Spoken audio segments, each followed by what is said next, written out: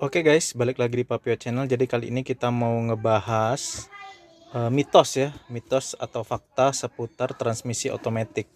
Jadi sebenarnya sekarang itu populasi mobil di dunia itu udah dikit yang manual, lebih banyak yang matic. Sama lah kayak dulu motor itu ya, antara motor bebek yang manual sama motor matic.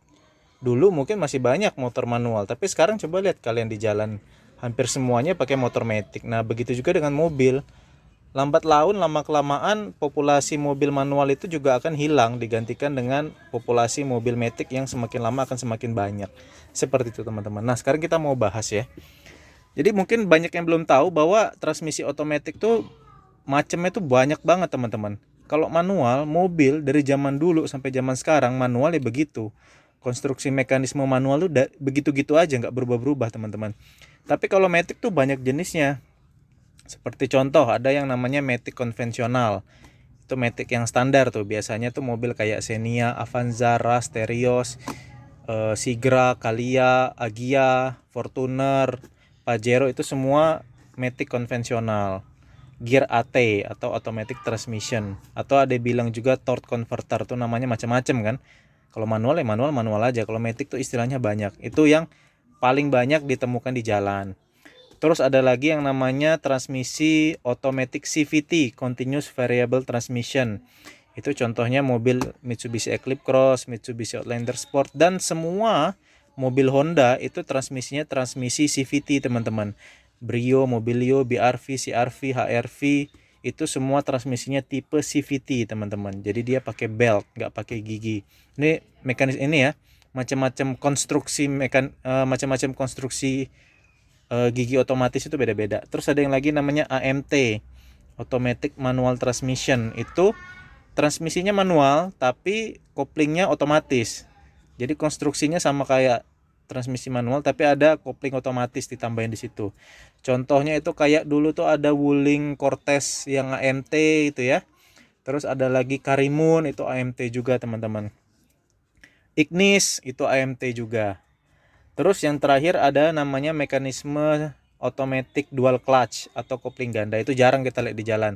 Itu biasanya mobil-mobil sport ya, kayak BMW Mercy yang sport high performance, Lamborghini, Porsche. Itu semua pakai dual clutch, mobil-mobil high performance atau mobil sport. Kalau mobil biasa tuh nggak ada yang pakai dual clutch, jarang. Nah, dari keempat tadi, konvensional, CVT, AMT sama dual clutch, itu semua bisa mode manualnya teman-teman. Jadi ada yang full automatic, keempat jenis tadi, bisa juga yang matic plus manual. Nah, seperti ini nih. Itu namanya triptonic teman-teman. Jadi dia bisa otomatis full atau dia bisa dialihkan manual. Jadi walaupun dia otomatis, dia tetap bisa dimainkan manual. Nih ya, ada plus minusnya untuk manual. Dan juga ada beberapa yang dikasih pedal shift seperti ini untuk menurunkan gigi, untuk naikkan gigi. Jadi kita bisa memilih mau full otomatis atau mau manual gitu teman-teman. Tapi walaupun dia mode manual, dia tetap gak ada kopling teman-teman. Koplingnya tetap gak ada. Jadi tinggal tinggal mindahkan gigi aja, nggak perlu ngejak kopling. Nah, itu bedanya ya teman-teman ya. Ada yang triptonic, ada yang enggak. Jadi kalau ngomongin otomatis, pikiran kita harus mikir nih otomatis yang mana, karena otomatis tuh sangat banyak sekali macam-macamnya. Nah, itu yang pertama. Yang kedua, mitos otomatis nggak bisa nyalip atau nggak kuat nanjak. Ya, ini tergantung ya, tergantung jenis otomatiknya. Ya, kita harus fair dong, antara maticnya Agya yang harga 100 jutaan dengan maticnya Pajero tentu beda teman-teman, nggak bisa kalian samakan. Maticnya Pajero atau maticnya Innova dengan otomatiknya Range Rover misalnya, tentu ya beda juga otomatiknya teman-teman ya. Maticnya Rush dengan maticnya Mazda ya tentu beda. Jadi apakah nggak bisa nyalip atau nggak bisa nanjak, semua tergantung dari jenis automatic transmissionnya. Karena transmisi otomatis tuh ada yang lemot, ada yang cepat teman-teman. Lemot tuh maksudnya kayak kita mindahin gigi tapi lama kita mindahin gigi manual, itu lemot. Tapi ada juga yang cepat, dia sigap, kita nginjek gas langsung giginya downshift, langsung bisa ngebut. Nah, balik lagi itu semua ke jenis transmisinya.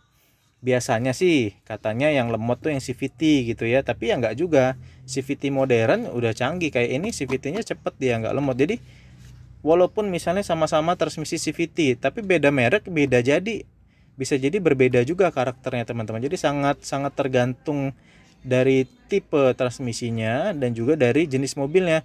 Karena CVT antar brand tuh beda teman-teman. CVT-nya Mitsubishi dengan CVT-nya Honda beda karakternya, jadi nggak bisa disamain juga teman-teman. Dan balik juga ke tenaga mesinnya ya. Jadi apakah nggak bisa nyalip, nggak kuat nanjak? Saya rasa semua mobil Matic pasti kuat nyalip, pasti kuat nanjak. Tinggal responnya gesit atau enggak. Nah seperti itu teman-teman. Lalu yang ketiga, apakah lebih mudah rusak, tidak awet transmisi otomatis? Tentu semua awet enggaknya itu tergantung pemakaian gitu ya. Sama aja transmisi manual. Kalau kalian sering naruh kaki di atas kopling itu kan, ya itu habis juga produk koplingnya ya. Atau suka nahan setengah kopling ditanjakan, ya tentu cepat habis juga koplingnya, cepat aus koplingnya. Atau misalnya kalian pakai transmisi manual, belum berhenti udah ganti gigi, atau ganti giginya koplingnya belum diinjak full, nah itu kan juga merusak ya. Sama juga kayak transmisi otomatis gitu, kalau buru-buru mindainnya nggak sampai stop udah mindain, cepat rusak. Jadi menurut saya awet enggak tetap kembali tergantung ke pemakaiannya. Bukan berarti Matic lebih cepat rusak, manual lebih awet, enggak. Semua kembali ke perawatan dan cara pakai masing-masing. Nah, lalu biaya perawatan mahal. Nah, ini juga nih yang jadi pemikiran ya. Biaya perawatan itu tentu ya bisa dibilang lebih mahal Matic ya, karena oli Matic tuh lebih banyak dibanding dengan oli yang manual. Jadi ya secara volume liter pun lebih banyak kalau mau ganti oli transmisi Matic dibanding oli transmisi manual, karena memang volumenya lebih banyak. Tapi kan nggak jadi masalah teman-teman. Emangnya kita ganti oli Matic tuh tiap bulan kan enggak. Bahkan oli Matic itu kayak Mitsubishi itu diklaim kata ininya, kata orang bengkelnya bisa sampai 100.000 kilometer. Nah, ada juga yang baru per 60.000 kilometer ya. Kan untuk mencapai kilometer tersebut kan sangat lama teman-teman, nggak setiap bulan dan nggak setiap tahun juga. Dengan kenyamanan yang ditawarkan tentu worth it saja dengan harga yang lebih tinggi ya dibanding dengan manual. Lalu yang kelima, mitos, apakah lebih irit atau lebih boros? Tergantung lagi nih jenis CVT-nya nih. Jenis CVT yang irit-iritan tuh biasanya jenis automatic CVT teman-teman. Tapi kalau gear AT, AMT itu biasanya hampir sama aja dengan transmisi manual ya, nggak terlalu beda. Dan juga semua itu dipengaruhi oleh gaya berkendara kita teman-teman. Mau matic mau manual, kalau gaya berkendara kita gerasak gerusuk ya, ngebut ya boros juga teman-teman. Jadi menurut saya tidak terlalu signifikan ya perbedaan kehematan antara matic dan manual. Semua tergantung dari cara berkendara kita bagaimana. Karena boros enggak tuh tergantung injakan kaki ke gas teman-teman, bukan soal transmisinya. Kalian pakai transmisi manual kalau sering ngegas dalam gitu ya sama aja, borosnya sama aja teman-teman, nggak berbeda seperti itu ya. Lalu yang keenam, mobil otomatis tidak bisa diderek ataupun menderek. Sebenarnya salah ya, karena mobil otomatis itu juga ada mode netral ya. Ketika di mode netral ya sama aja kayak netralnya transmisi manual, tetap bisa diderek. Oke, gitu aja teman-teman. Semoga bisa memberikan informasi dan manfaat buat kalian semua. Kalau masih ada pertanyaan silahkan terus di kolom komentar di bawah. Terima kasih.